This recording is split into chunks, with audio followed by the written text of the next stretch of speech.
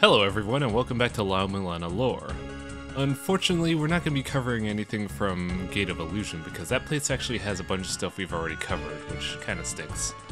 Today, however, we'll be covering the lore from the two levels we covered this week, Tower of Ruin and Eternal Corridor. It shouldn't be too hard, there's a lot of stuff to cover that just mixes really well with each other, so you'll enjoy this. Let's begin, shall we?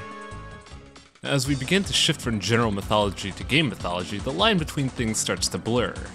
This week's levels bring the focus of a distinct concept in the La-Mulana ruins, though, the sprawling amount of ziggurats seen across the game.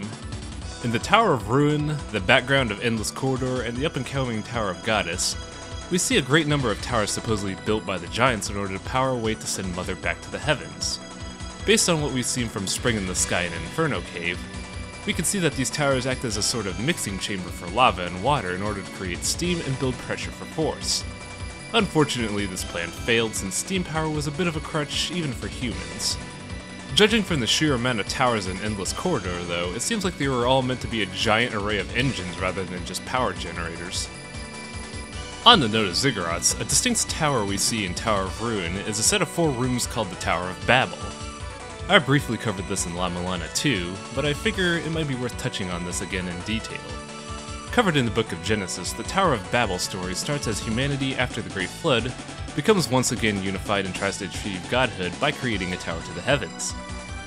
God saw this being done and felt the need to confound humanity rather than wipe it out again by spreading its people across the globe and changing their languages. From that point, the tower was abandoned since humanity couldn't cooperate as a whole to get it completed. One interesting thing to note, however, is that the city was never called Babel in the Bible. In the Akkadian language, Babelu means Gate of God, which is why the tower is named as such, and the city name is derived from the Hebrew word balal, which means to confound. Considering its catastrophic history, it's no surprise as to why it's located in this area in La-Mulana. An interesting concept to explore in this game is the idea of Mu. In La-Mulana, Mu is generally referred to as being nameless. In Japanese and Korean languages, however, Mu is both related to both namelessness and nothingness. It's the concept of a null value, essentially. This is no big surprise since Japan loves to explore the concept as we see in Earthbound as well. With the newly announced La-Mulana 2, however, perhaps Mu will be explored a lot more often with the idea of Zero's body being attributed to nothingness as well in the La-Mulana's numerical system. One common motif we see in the Endless Corridor is a Chinese motif of the Taijitu and several depictions of dragons and tigers. Considering the aspects we explored a while ago, we could assume that the common motif for this level is the concept of Taoism, an ancient Chinese philosophy and religion. Taoism's tenets extend to a wide variety of things such as Buddhism, Feng Shui, and some martial arts, so its message varies.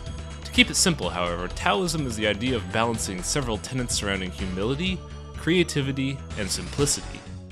The primary tenet of Taoism, known as Tao, is referred to as the one path which is natural, spontaneous, eternal, nameless, and indescribable. This is interesting to note considering how often Mu or nothingness appears in the game already, and the level itself being eternal is another clever nod. It just goes to show how far Nagoro dives into mythology in order to develop this game. One odd cultural artifact found in the Endless Corridor is the Houma statue. The Houma Bird is a legendary bird in Middle Eastern mythologies. The bird is said to never stop flying high in the sky, clear out of sight from the people in the ground. Some incarnations of the story say that the bird is similar to a phoenix, and is endlessly reincarnating every hundreds of years. It's also believed to be a symbol of good luck if one person ever sees it. It's certainly a poetic thing to see referenced in the Endless Corridor. And now time for the bestiary references. A common enemy found in the Endless Corridor is the Jiang-Shi, or hopping vampire, from Chinese lore. While not a very remarkable or interesting creature, it is a widely popular icon in media. The most memorable icons are Hisenko from Darkstalkers, and somewhat similarly Squiggly from Skullgirls, though the latter is obviously inspired from the former. Spelunky also has Jiang-Shi running around its ruins as well. While it's technically classified as a vampire, they're typically more attributed to zombies, hence their rampant popularity. In La-Mulana, these guys just jump around and act as a general annoyance. Dicks. The pink bull creatures we see in Endless Corridor are called the Banakan. They aren't anything whimsical or magical, they're just a bull found in Central Asia in the Middle Ages. The only real story of this creature is that when threatened, it shoots out acidic poop that stings like fire. Many believe that it was just a type of bison that migrated to Europe since the legends are so vague and uninteresting. In La-Mulana, that stinging fire metaphor has become a reality. It hurts. Finally, we have the appearance of Backbeard. He doesn't have his name appear anywhere in-game or as a prevalent mythological creature. However, he's a being inspired from an old 1950s Japanese comic called Jijiji no Kitaro. Apparently, the author of this comic drew inspiration from many Western monsters.